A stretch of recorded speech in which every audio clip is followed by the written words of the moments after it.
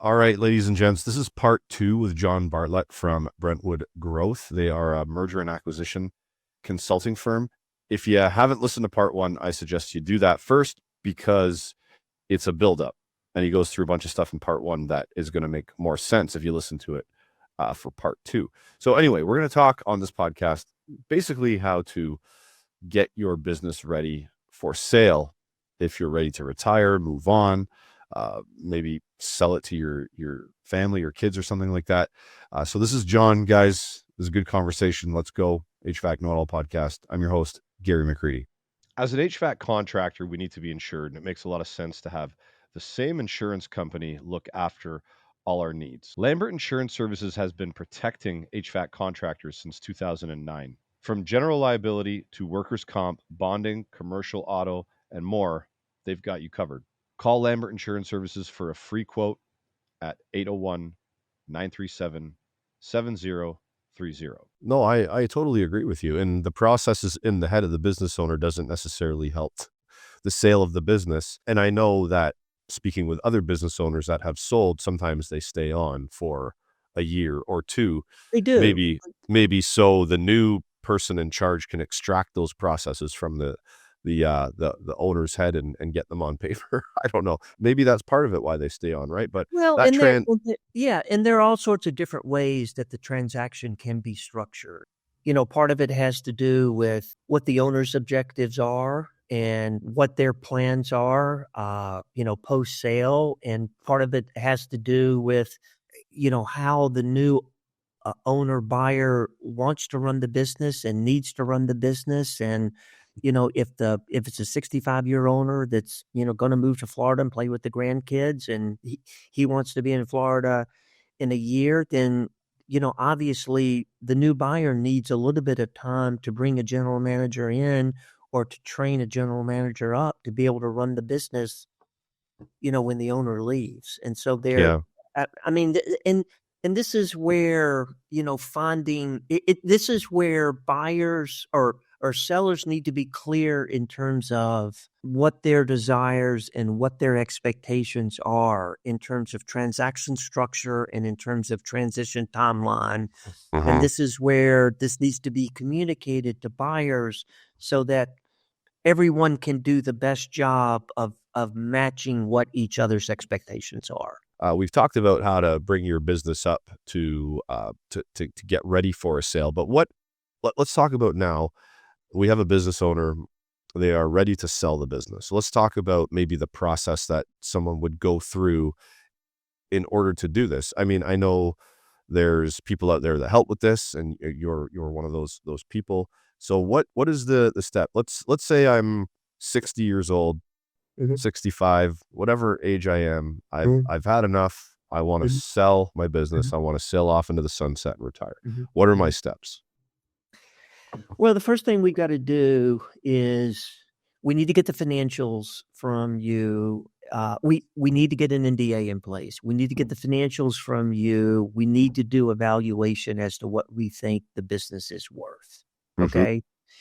And, this is, it's going to be based upon your P&L. It's going to be based upon your margins. It's going to be based upon your cash flow. It's going to be based upon your revenue mix. It's going to be based upon what your org chart and what your management team looks like. It's going to be based upon, is there any client concentration? There are a bunch of different things that's going to help us determine what the value of the business is. And then we're going to come back and say, okay, we think the business is worth, between X and Y. We think the business is worth between $1 million and $1.5 million. And you'll say, okay, that seems reasonable. I understand how you got to that number. And then we'll have a conversation about who we think potential buyers are and what different options from a transaction structure you as the seller would be willing to take. So let's talk about different groups of buyers. There are basically 3 different buyer groups out there. They're financial buyers, which are, private equity firms and independent sponsors and family offices that are doing what are called roll-up consolidations, where they're buying multiple companies within a similar geographic area, and they might be buying, 10 to 20 companies over a 3 to 5 year period, and they're forming a holding company, and then they're going to get some organic growth out of these companies through the period of time. But then they're going to sell the holding company at a certain point in 5 years or 6 years or 7 years. And so that's one group of buyers, or what we call financial buyers. The second group of buyers are what we call strategic buyers. They would be other companies that are similar in characteristic, that might be considered competitors right now that are looking to grow. And Okay. they're looking to add additional services to their offering, or looking to expand the geographical market that they're servicing. And so Okay. they're not backed by financial sponsors, but they're independent trade businesses that are looking to grow. And so that's the second group of buyers. The third group of buyers are what we would call owner operators.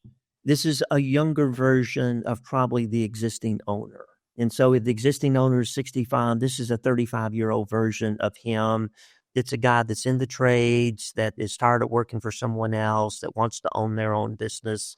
And buying this business is a nice option for them. And so after we determine what the value of the business is, we have a conversation with the seller as to the different buyer groups and the different pros and cons of each, to see if he has a preference, or there any one of these groups that he would not sell the business to. And so we begin to put at least begin to scope out in terms of how we're going to market the business and to what groups we're going to market the business to.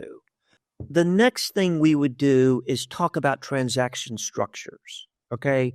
So if someone's going to pay, $1 million or $3 million or $10 million for the business, there are different components of what that total transaction value is. There's a cash component. There could be a note component. There could be an earnout component. And there could be what's called a rollover equity component. Now, let me talk about each of those quickly. Okay. Cash component. How much cash is the seller bringing at closing that gets wire transferred upon the closing date?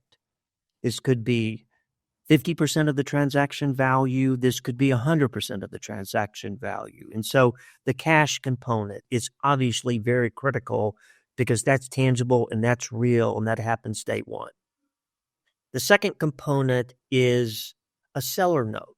There might be instances, particularly if you're dealing with an owner-operator, that, if he's buying a business that's worth $3 million and it's a 35-year-old guy, I mean, he can go to a bank and he can maybe borrow 70% of it, but, he's going to struggle to be able to come up with $1 million of cash. Mm-hmm. And so he might look for the owner to take a note back over a 2-year period or 5-year period or 10-year period to help him bridge that gap. And so that's the second potential that needs to be considered. The third potential is what's called an earnout. And this happens particularly with businesses that are growing. Let's say it was doing $1 million of sales 3 years ago, and it did $2 million of sales last year, or 2 years ago, and it did $3 million of sales last year. Well, if you average the 3 years, it's $2 million, but the seller is going to want to get the value of what last year's revenue and last year's profit was. And so sometimes what will be done is the buyer will pay in cash what the average of the last 3 years profits have been. And the buyer will say, well, if the business continues to perform at the level that it performed at last year, if you stay on for a year, and if it hits those numbers, we will give you additional sale proceeds at the end of that 1 year period based upon it hitting these new revenue targets. And that's what an earnout bonus is. It's sort of the best of both worlds. You get paid cash for what the historical performance has been, but you get a chance to earn additional proceeds if you hit the numbers on a go-forward basis. The final piece is what's called rollover equity. And this is particularly if you're selling to a private equity firm, the seller might sell 80% of the business. He might continue to own 20% of the business. He might roll that 20% equity over to the holding company that the private equity firm is forming. And then when that holding company sells, he gets the appreciation of the equity that he has invested in that holding company based upon what the sale value is. And, if you might roll $500,000 over, you might roll $1 million over, and you're expecting that to be worth 3 to 5 times what you're rolling over within a 3 to 5 year period. And, some people refer to this as getting a second bite of the apple. You get cash up front, you're Yep. able to, put some cash in the bank, you're staying involved in the business, you're rolling some equity over, and you're sort of partnering up with the private equity firm to take advantage of what appreciation the business might realize through being a part of the holding company. And so, So for owners, in like simplistic terms, you're just basically reinvesting your yes, money that you've made back into the company you've sold to, right? yeah, 100%. Okay. Yeah. Cool. Awesome. Now I do have a question. Out of the 3 types of people that might be looking to buy, what is what is the top of those 3 that are purchasing up skilled trade businesses at the moment? Well, it depends on the size of the business. Private equity firms are for them to be able to write a check and to invest what they need to invest in terms of the due diligence, in terms of the legal review, in terms of getting the deal closed, in terms of the integration. Probably the value of the business needs to be north of 3 million. And so unless a business is worth at least 3, private equity is not even going to be interested because the deal is too small. And the larger the deal, the more interest you're going to get from private equity because, they've got to invest capital. They're looking to invest in larger businesses. And so, as a business gets in the 5 million range, the 10 million range, the 15 million range, the interest from private equity is going to continue. It is going to get bigger and bigger and bigger. And so, unless you're doing at least 3 million, it's going to be unusual for a private equity to even be interested in you. And so, if you're sub 3 million, then you're left with, the strategic buyers or the owner operators. Now, we spend as much time talking to buyers as we do talking to sellers. And so if we're bringing an HVAC business to market, I've got 1,200 HVAC buyers that I have in my hip pocket that I know exactly what they're looking for. The size of the company, what the revenue mix of the company is, where it's located, what the infrastructure is. And so if I'm taking a $7 million HVAC business in Minnesota to the market, I know who the 60 to 70 buyers are. They're going to be interested in this deal. If Mhm. I'm taking a $2 million plumbing business in Minnesota to market, I might know who some of the strategic buyers are. I'm not going to know the owner operators. I've got to go find these guys, and that takes time. I can Yeah. get larger deals done with private equity firms much more quickly because I've got these buyers lined up. If it's a Mhm. smaller deal, I've got to go find the buyer. And then particularly with deals that are under $1 million where it's an owner operator, the good thing about these guys is, they're young and they've got a lot of energy. The bad thing about these guys is they don't have any cash. And so, assuming their credit's good, they can go to a bank, they can borrow, 60, 70% of the purchase price, and maybe they can, maybe they've got a little bit of money tucked away and maybe they can go to their father-in-law and maybe they got some buddies that will kick in. But then a lot of times these guys come back to the seller and ask the seller to take a note back simply because they can't come up with the funds to be able to close on the deal. And so the problem with these smaller deals, the challenge is it takes longer to find the buyer, and there's more complication with the buyer being able to finance the deal, and the seller has to make certain concessions in order to get that deal done. All right. Now, as we close out, I just want to, I got a message for anybody that is looking to buy, especially it seems like a lot of private equity is buying up, and you gave us the number of what they'd be looking for above. So 3.5 million, they're going for companies that are worth that and above.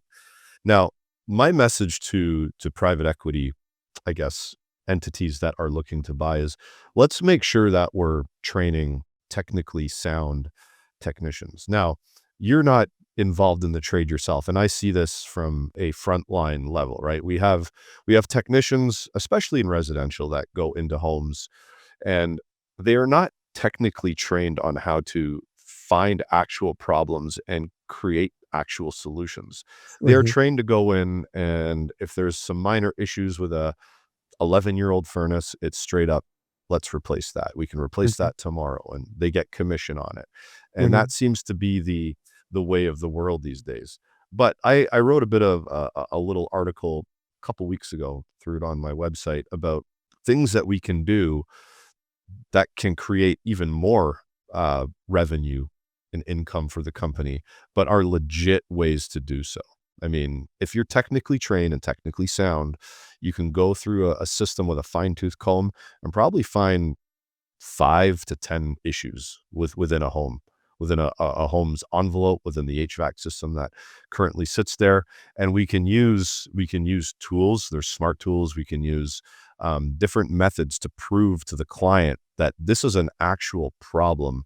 Let's fix it with actual solutions, rather than in the article or maybe even the newsletter. I used the word like, instead of throwing a smart stat at granny that she doesn't need, let's look at things in her home that she might actually get value from by Mhm. fixing things. So that's Mhm. just my message to those that are buying up skilled trade businesses and are looking to generate profit. There's lots of profit to be generated, but let's do it through technically sound training rather than sales training. That's just my message. It's like anything, man. They're good characters out there and they're bad characters out there. And Yeah, of and course.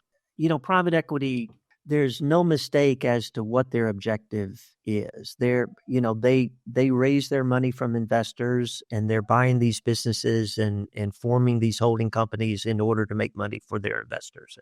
And that's what they're in business for. And they're going to manage the business a certain way in order to hit the returns that their investors have. The thing that we feel important about is Hmm. that when a seller is selling their business, that's 30, 40 years of their life, there's their legacy and there's their reputation, and they care about their clients, they care about their employees, they live in that town, and they go to church and they go to the grocery store, and they don't want to have to hide when they see one of their clients who's upset with them because they sold their business and it's a bunch of jerks that Yeah. are screwing them over. And so we think it's important that whomever you sell the business to, that you're aligned in terms of the value system, in terms of the culture, and in terms of how your clients are going to be treated and how your employees are going to be treated and how your name is going to be treated and how your legacy is going to be treated. And so, we think it's important to run a process and to talk to multiple potential buyers and to select the buyer that you think is the best fit for you. Yeah. There are lots of things that go into determining what's the best fit, and the guy that's willing to pay the highest price might not be the best fit. You want to have options, and you want to make the right choice for the right reasons without feeling like there's a gun being held to your head, and you've got to take this deal because it's the only deal on the table. No, I totally agree with you. I totally agree. And it's something that if you're going to sell your business, like you said, you could sell to the wrong person, and all your clients, you see them at the grocery store and they're all your 100%, butt man. saying like, who the hell did you sell your company to, because they're ripping me off. So that is something that nobody wants to have in their life. I'm with So you. John, With you. I really appreciate this conversation, because I learned some stuff from you. And I'm sure the audience did. And I'm sure there's people sitting there going, I want to increase the value of my business. And you gave them a couple of ways to do it, more than a couple of ways to do it. So I thank you for your time today, John. Cool. Great. Thanks so much. No Happy New problem. Year, everyone. You too.